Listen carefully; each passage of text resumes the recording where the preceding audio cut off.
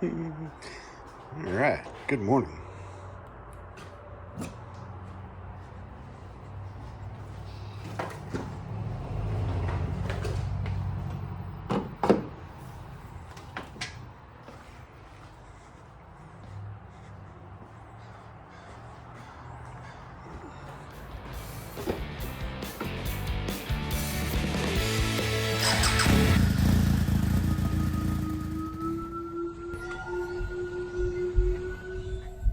Good morning, everyone.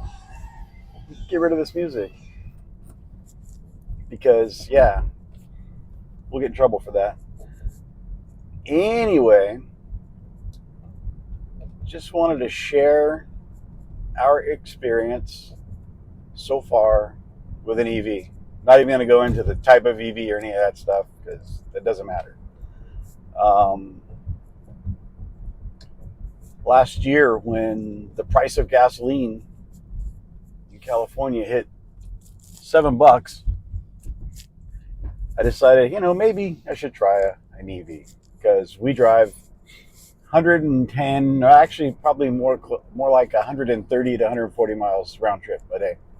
So those miles add up. Some BMWs before that, they averaged 21 to 24 miles per gallon with $7 a gallon for 91 octane.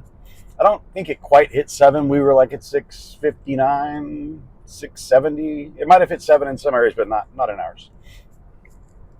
Things started to add up. It was $40 a day just to drive to work a day. Do the math on that one. $40 a day. I've always had a feeling that I want to try an EV. They're different. They're cool. I like mechanical things. It's less mechanical, obviously, than an ICE vehicle. Um, I have a huge ICE background. I was an automotive machinist. Also a small engine motorcycle outboard mechanic. So I made a living working with ICE for a long time. And if you want to expand on that, I actually worked on jet aircraft. So that's ICE, right? Kind of an internal combustion engine. So yeah, I mean, I've built drag bikes, race bikes. I've raced motorcycles, raced dirt bikes. I've raced on the ice. Basically a gearhead. I've raced cars at the drag strip. I built up, big turbo kits on imported cars. Whatever, you name it. That kind of a background, right? I like ice motors. I really do. My favorite cars are ice. So it's not that, I'm trying to convince anyone that one is better than the other because they're not. And honestly, I don't care if you like EVs or if you like, I like both.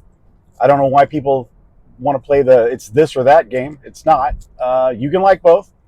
My favorite cars are ice, like I just said. But wanted to try an EV. So we bought a Tesla Model 3, which we're in right now. I mean, I didn't want to get into the facts of the type of EV I have, but I can give you a quick reason why we bought a Tesla after watching a lot of videos and doing some reading. The charging infrastructure, if you ever wanted to travel, then, Tesla can't be beat. The Tesla supercharger network is amazing. And once you learn how to use it, these EVs are actually pretty darn good traveling vehicles, believe it or not. I mean, 6 months ago, I'd have told you were freaking nuts. Well, hell, 7 months ago, I'd have told you were nuts if you told me I was going to own an EV. But here we are, right? Yeah, that was the reason we went with a Tesla. And this car was slightly discounted ago, not as much as it is now. And obviously the refresh is out, but that's a Tesla thing. Um, but this car was a little more than like a fully loaded Camry or Accord. It was right around $36,000. Since I wasn't sure if I was going to like it, I actually leased this car. And so that gave me what they do with Tesla when you lease it. They take the $7,500 tax incentive and divide it up over your lease payment. So you actually get the incentive just, 1 month at a time. Anyway, so yeah, back to trying an EV. As mentioned earlier, we were looking at $30 to $40 a day in gasoline costs.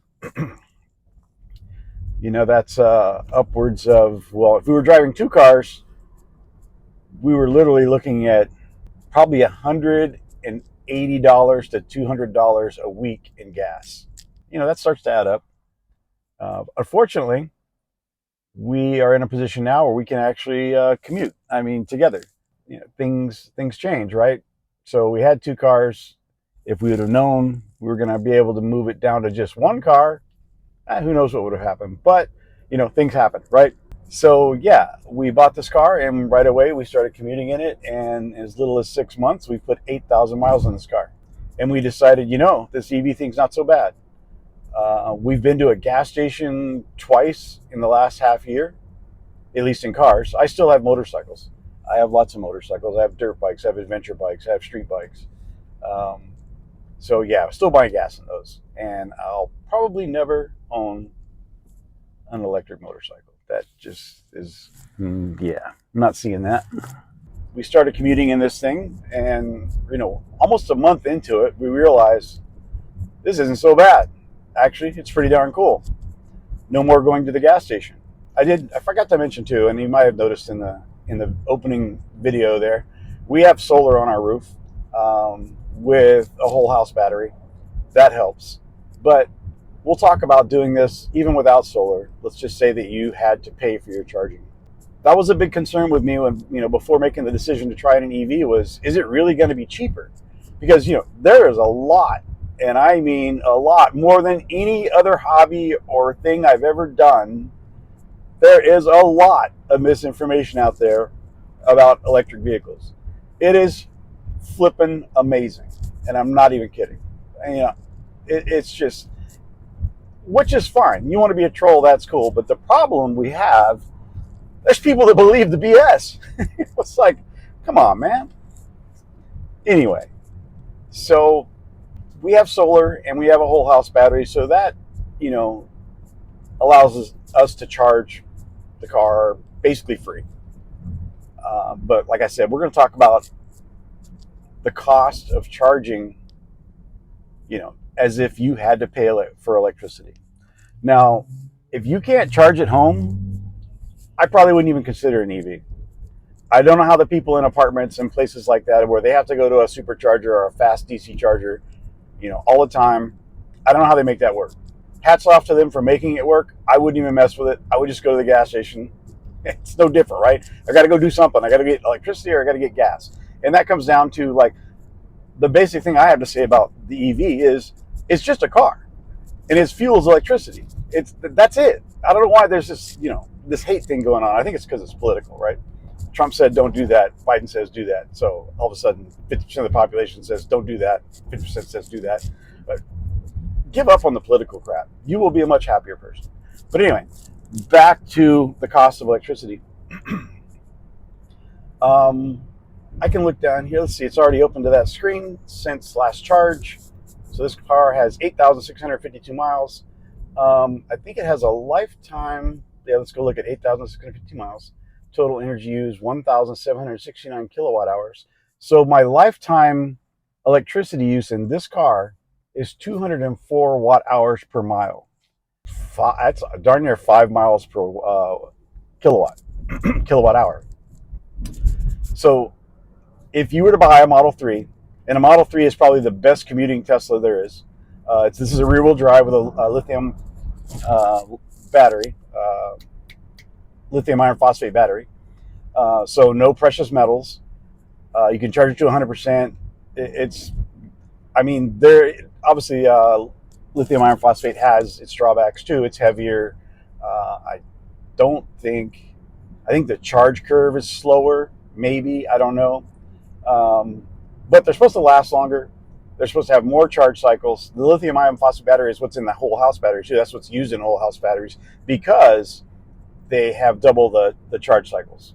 At least I think it's double. You can check everything I say.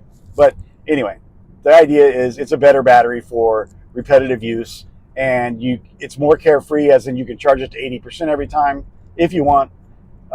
If you need to. I don't really need to. It was charged to, or 100%, sorry. It was charged to 100% this morning. This car actually, I should have had you take note of that. I could have shown you, and it's too late now. The car was 100% when I got in, And I plugged it in last night because the car had been sitting for almost 10 days in the garage, not moving. No one touched it. And it was there at 100% or right at 98%. And over those 10 days, it lost 2%. So that myth about, oh, you can't leave it at the airport for a week or you'll come back to a dead car, yeah, that's not true. That's complete and utter BS. But anyway, so if you wanted to calculate how much it's going to cost you to charge this car at home, look at your electric bill. And here we have different times of the day when power is cheaper or more expensive. We have peak, off peak, non peak. It's time of use, right? The plan I'm on, if you charge after 9 p.m. up until 4 p.m. the next day, so 4 p.m. to 9 p.m. is the no-go zone. That's almost 60 cents a kilowatt. Yeah, California likes to bend everybody over, always, all the time, all day. That question of why do you live there gets harder to answer almost every day. But anyway, my off-peak time, if I was paying for electricity, is 24 cents a kilowatt. And I know the national average is probably closer to 14 cents a kilowatt. So basically, if you're that national average and you're paying check your electric bill. If you're paying 14 cents a kilowatt,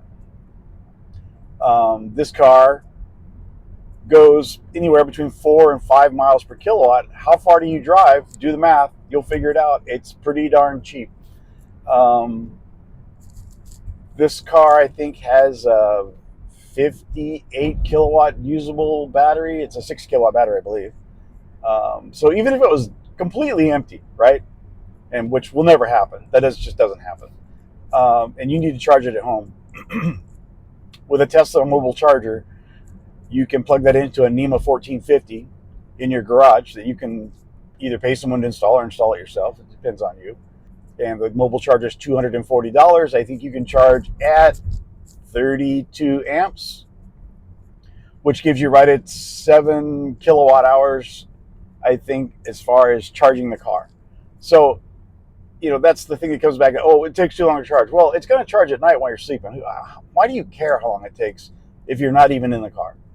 I understand if you're on a road trip, someone might think, oh, it's going to take too long. I can just pull into a gas station for 5 minutes. Well, you can't pull into a gas station to fill up your car in 5 minutes. That's BS. You know it. I've driven ICE all my life. My X5 had a 23-gallon gas tank. You can't pump 23 gallons of gas in 5 minutes. But anyway, that's besides the fact. It's going to sit in your garage and charge overnight. You can adjust on the Tesla app the amount of amperage you want to throw at the car, And so if you don't want to do the full 32, you can dial it back to whatever amount of amperage you want to put in the car. The reasoning for doing that would be to minimize the impact on your house wiring, right? If you think pulling 32 amps off that circuit that you had put in is too much, you can dial it back. Let's say you have both your air conditioners going and the oven's going and whatever else is going, and for some reason you feel like you want to charge your car at the same time with all that is going on, yeah, you could dial it back. I actually have two connectors in my garage. One is actually tied into my solar and my battery, and it uses a 30 amp connection. And the other one is connected to the grid, and it uses a 1450, which is a 50 amp connection. But yeah, so you can adjust the rate of charge in your home charger.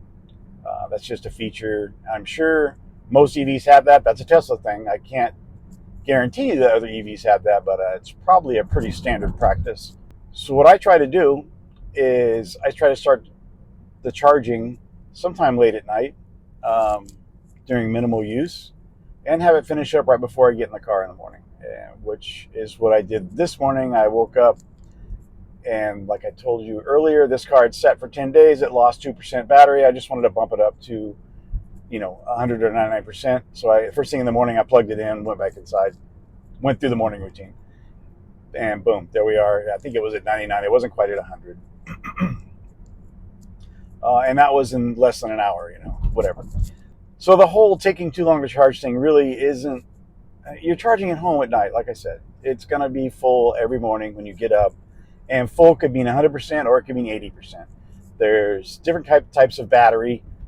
For daily use, you're only supposed to charge up to a certain amount. Audi says 90, Tesla says 80 on some of their batteries. This car with the type of battery it has, you can go to 100 if you want. I typically don't go to 100 because 80 is sufficient. So yeah, this particular car, 4 to 5 miles per kilowatt, multiply that kilowatt by how much you pay on your bill for a kilowatt. And if it's 14 cents, you can pay 14 cents and go 5 miles. The car's overall range is 270. I think people get too carried away with, the range of a EV getting embedded in their head as a I gotta have 500 miles. No, you don't really. I mean, is it 500 miles to your work? No. So, and to my work, it's 55 miles. I'll drive to work. I'll come home. It will use probably round trip 40% of my battery. I'm guessing. We'll find out when I come home tonight, right? I've been driving the Y, so I'm not dialed into the battery usage on this guy. And then again, so you come home, you plug it in. Next morning, rinse, repeat, start over, and boom, there you go. Charging's not a big deal. Charging on a road trip's a little different. You got to learn how to do that. We can cover that real quick. Basically, charging on a road trip with Tesla Supercharger Network, you're going to hop from charger to charger, right? So if you look at the Tesla Supercharging Network in California, there's probably not a place that they're more than 100 miles apart. So every 100 miles, at least every 100 miles, there's a Tesla Supercharger. And they almost all always work, and they're hardly ever full to the point that you have to wait. I've never had to wait at a Supercharger. I've always just pulled in, spent my 10 or 15 minutes, got my juice, blazed out of there. So yeah, on a road trip, the way you want to schedule that, of course, you'll start off with a full battery, but you want to hit your first charger if it's required with as low a state of charge as possible. And when I say that, like less than 10%. And the reason for that is the battery charges the fastest between 10 and 60%, right? So the game that EV travelers play is they'll hit a charger at 10% or less. I go to 4. When you get comfortable with the car, you'll see what I'm saying. You'll get into it. Whatever. It's a game. But yeah, hit it with 10% or less. Sit there for maybe 10 minutes. Maybe. I've actually bumped up to, last night we pulled into a supercharger at 4% in the Model Y. I preconditioned the battery. We were at 60% in less than 10 minutes. I think it was like 7 minutes. We went inside the El Pollo Loco, got a burrito and a Coke, came out to the car, sat in the car for, I want to say 2 minutes, and it was at 67%. So, I mean, is that too long? If you know how to work the game, you can make it work for you. So yeah, if you're on a road trip, that's what you would do, right? You would precondition your battery, hit a charger at 10% or less, plug in, get out, stretch your legs, use the bathroom, buy a snack, walk the dog, check your Instagram, your TikTok, whatever the heck you do, and get back in your car, relax for a few minutes. You can run the AC, you can run the heat, you can run the infotainment system, you can watch Netflix, you can watch YouTube, whatever. I mean, how many people spend 15 minutes looking at their phone anyway, right? So 15 minutes later, you're up to 60 to 80%, and you unplug and you make your way onto your next supercharger if required, or your destination. That's how people travel in EVs and do it the most efficiently. They just jump from charger to charger with a state of charge between less than 10% up to 70%. Some even less. Some only go to 50%. I'm not that impatient. I'll even wait to 80%. I don't care. I quit being in a hurry about 20 years ago, unless I'm on a motorcycle, and I'm only in a hurry on a motorcycle because it's fun. But that's another video for another time. That's charging, right? Charging at home. It's overnight, so why do you care how long it takes? Charging on the road, literally looking at 10, 15 minutes on a road trip. Seriously. I mean, I have no reason to lie to anyone. I don't care if you buy one of these or not. I'm just telling the people that are EV curious my experiences. It's not bad. It's not bad at all. Let's see. So yeah, that's charging, and because EVs have been politicized, 50% of the population, at least 50% of the population, absolutely hates them and thinks they're the spawn of Satan, right? Um, because Trump said don't do that. And so they're not going to do that. I mean, politics is, like I said, get uninvolved with that crap and you will be a much happier person because they don't care about you. I don't care if it's left or right. You really are not important to them. One person can change the world, and that world that you can change is yours, and you are that person. So just get out of the negativity crap. Good Lord, man. So anyway, yeah, so the stuff that, the anti-EV people will throw out there, and don't get me wrong, there's a bunch of anti-ICE people, and they're just as foolish as your anti-EV people, if not more so.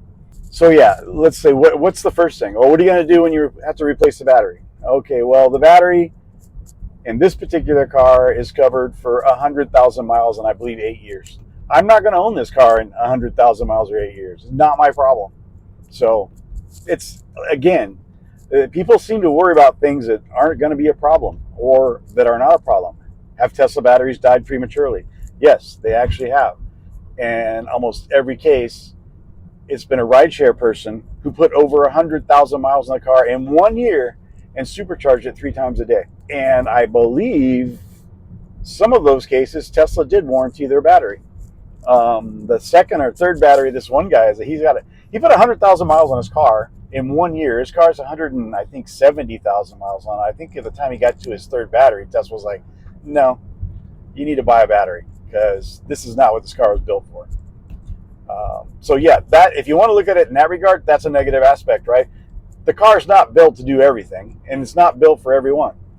If EV doesn't fit your lifestyle, well, by all means, don't buy one. And don't let the government tell you you have to buy one, because I really don't believe that's going to happen. Sure, there are proposals that say, oh, we're going to ban all gas vehicles by 2030. No, you're not.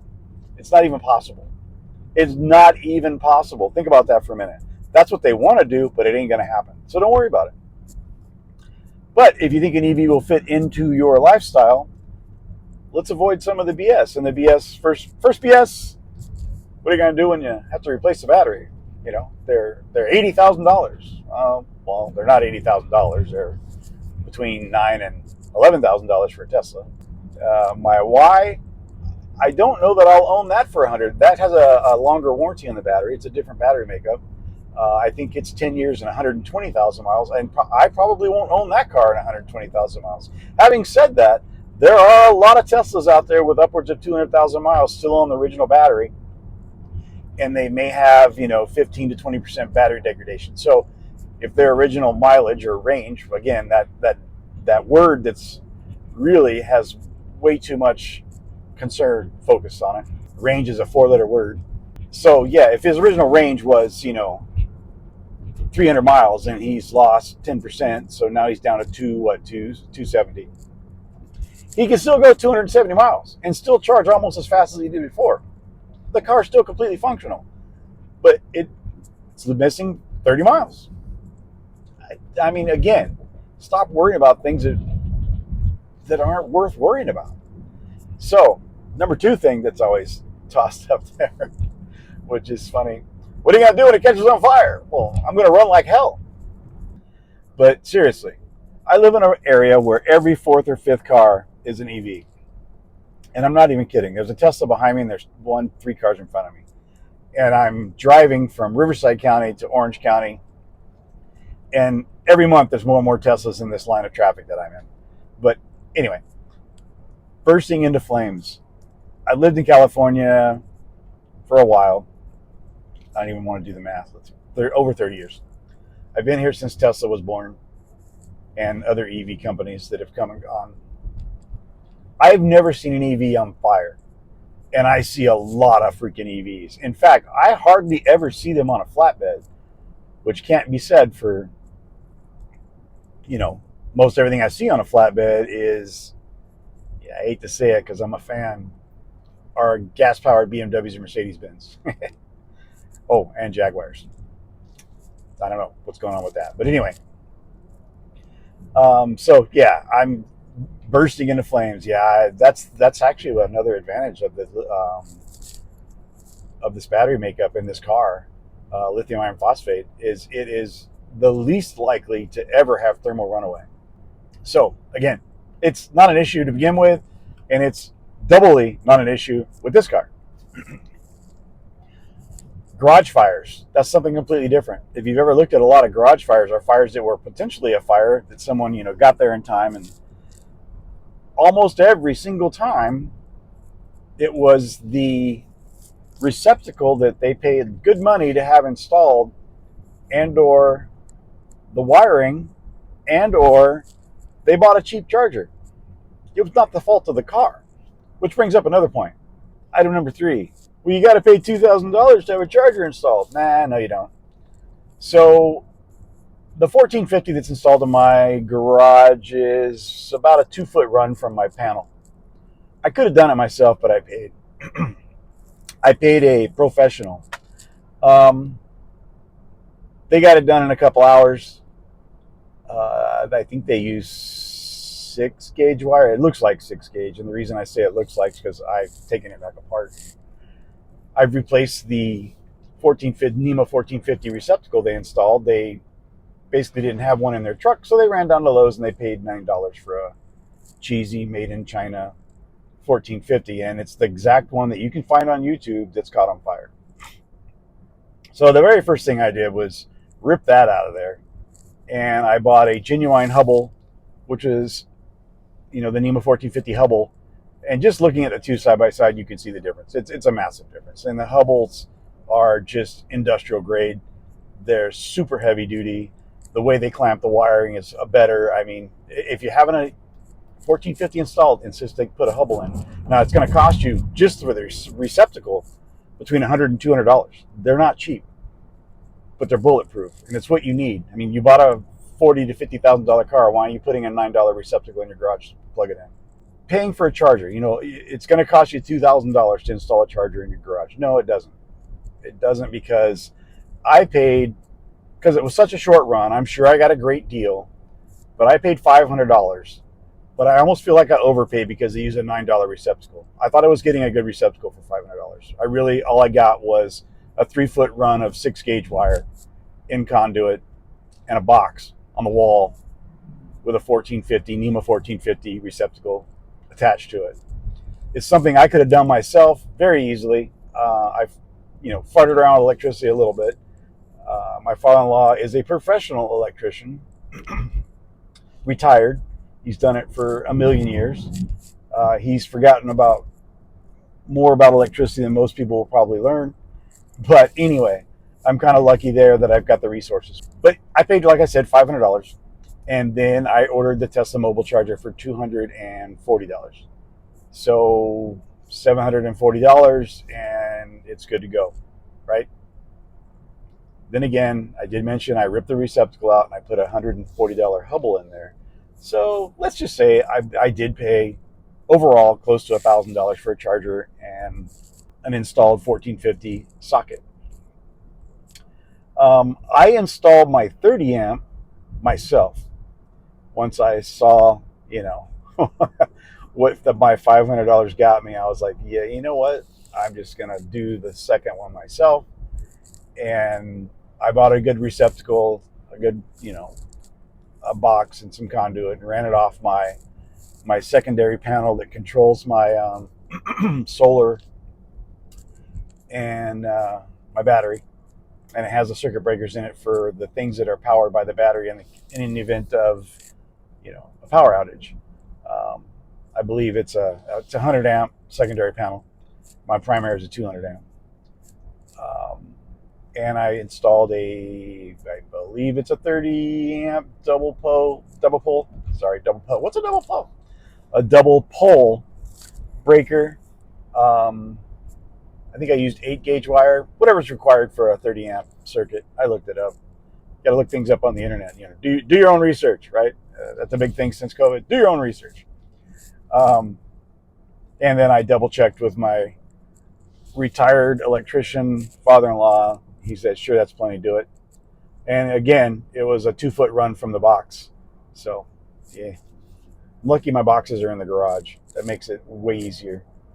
I don't understand why they build houses and the boxes aren't in the garage. I think that's kind of weird. Like a couple of my friends at work that have EVs, their freaking boxes on the other side of the house, outside of the house, from the garage. Just seems strange to me. Since, your washer, your dryer, your hot water heater, and typically your kitchen are pretty close to your garage. It seems to me you'd want to wire the house with the shortest runs possible on the things that use the most energy. But I don't know. That's just me thinking out loud. So yeah, I have less than $1,000 into, basically 2 chargers in my garage. One I can pull power off the grid. One I can pull power off solar, or my whole house battery. My whole house battery is 13 kilowatts. It's not that big. It'll power the house for 2 or 3 days. But as far as throwing it in the Tesla, this is a 60 kilowatt battery, so you do the math on that. I can only dump maybe 10 kilowatts in here. I mean, it's better than not dumping anything in here if it was flat dead and you had an extended power outage, right? My solar will charge that battery back up the next day in about 3 hours, 4 hours. But yeah, the cost of charging at home, it's not that big of a deal. The cost of charging at a supercharger can be a big deal. I've seen them priced as high as 65 cents a kilowatt.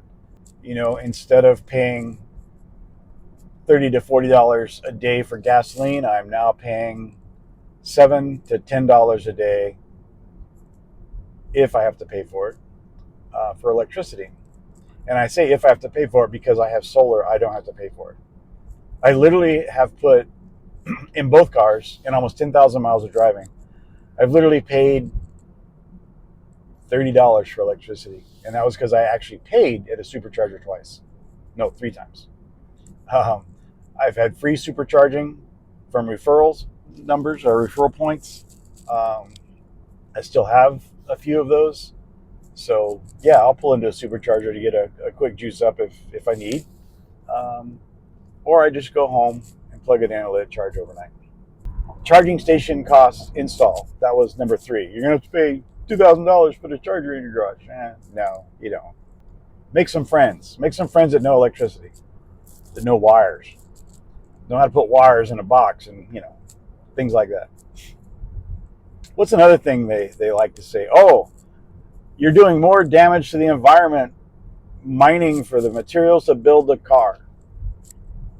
Yeah, I don't want to sound like I don't care, but I don't care. Environmental impact was the very last and least thought about reason for buying an EV. I'm not a save the world kind of guy. Sure, I hate pollution and I hate litter and I hate the crap that we dump in the oceans, and I that stuff bothers me. But switching from a gas-powered vehicle to an electric vehicle, and the relationship of it having less of an impact on the environment, didn't even enter my mind. I just don't care. I really don't. So, great. It took more resources to build it than, if you believe that, I don't even know. I got nothing for you. It's proven to be not true, but, we grasp at things to justify our thoughts and our beliefs, right? And so just another straw. What's another one?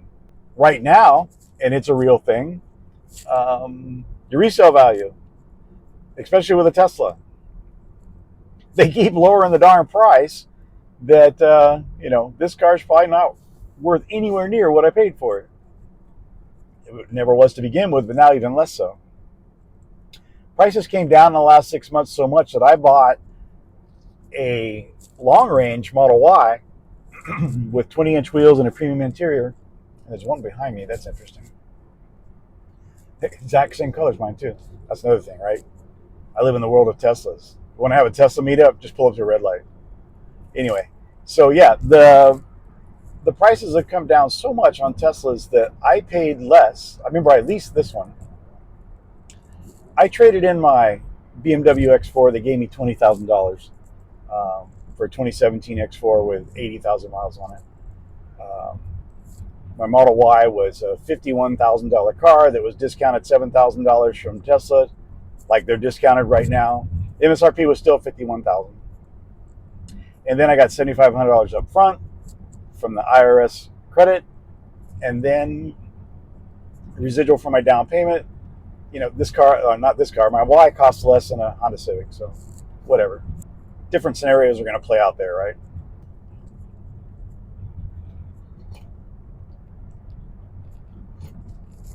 And that brings me to the semi BS point number, what, 5? What are we up to? They're super expensive.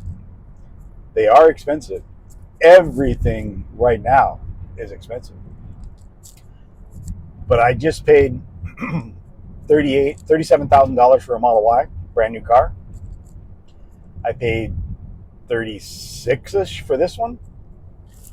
I'm pretty sure a fully loaded Accord or Camry is probably in the 30s. And, that's not even getting it to a luxury car. And the reason I wouldn't do that is because I don't consider the 3 or the Y a luxury car. It's nowhere near a luxury car. This is basically an economy EV, in my opinion. The way it's built, I mean, it's very minimalistic inside. This is not a luxury car. It's cool once you get used to it, once you adapt to it, but it's not a luxury car. Almost all Teslas have squeaks and rattles. They ride kind of rough because they're a little heavier than a normal car, a car their size. So the suspension is stiffer. Most of them have low profile tires on them. This one has 18s with a decent profile, so it's not so bad. But it drives nice, it rides nice, but it's not a luxury car. It looks nice. I mean, look behind me. Look at all that white. That's that vegan leather, What does that mean? That just means it's not leather. I don't know why they call it vegan leather. It's weird. Just say it's leatherette or whatever the hell it is. But yeah, so price is a thing. They're not cheap, but they're not overly expensive either right now. Hyundai, Ford, and Chevy, and Audi, and BMW, and all those folks are still asking a lot of money for their EVs. That's going to change because that company from China called BYD is about to put a knife in their back, and they're going to have to react. They're going to have to dodge it and figure out how they're going to deal with BYD. Those guys crank out cars that are, 10, 15,000 US dollars. Electric cars. Yeah. And those might be the ones that, spontaneously combust. I don't know. China is actually building some pretty good stuff. Of course, there's lots of people that'll never buy anything from China. That's fine. That works in your world. That's cool. And I understand. I was a Cold War Marine. I was brainwashed to hate communism. But, yeah, so right now, I think Ford just dropped prices of their car, their Mach-E. And I think I heard that Hyundai is giving you, because their cars don't qualify for the $75, they're just giving you $75. Things are just so expensive. And your average person can barely buy a new Camry or a new Accord or, a new Mustang. When I owned my 5.0 Mustang, this was not that long ago, I think it was a $29,000 car, Mustang GT with a manual. That same car right now is $60,000. I mean, what the hell? It's doubled in price, in 6 years. But yeah, everything's expensive. We stopped last night to supercharge the Y. Went into El Pollo Loco, got 2 burritos and 1 fountain drink, and it was $12. Everything's expensive. $12. I'm like, what? But anyway, burrito was good. Fountain drink was a fountain drink. But $12. So yeah, they're too expensive is, another, not really a BS thing they throw out there, but do a little research. If it's expensive for you, then I'm sorry, you buy something that you can afford. I bought something I could afford for, 40 years, and it's worked out. I couldn't always afford this. In fact, I made this very commute in a 22-year-old Camry, for about 3 years because that was what I could afford at the time. And the reason I could afford it was because it was free. Someone gave it to us. Let's see, what else do they like to talk about that's a problem? Um, I don't know. I'm sure. Hopefully, I get some comments in the comments section. They're not overly negative. I'm not here to tell you you need an EV or you need an ICE car. I'm not here to tell you you need a car. I'd prefer you to ride a motorcycle. But if you're EV curious, I just wanted to try to answer some of the questions I had that no one jumped straight to. And one of those questions was, how much does it really cost to charge the car?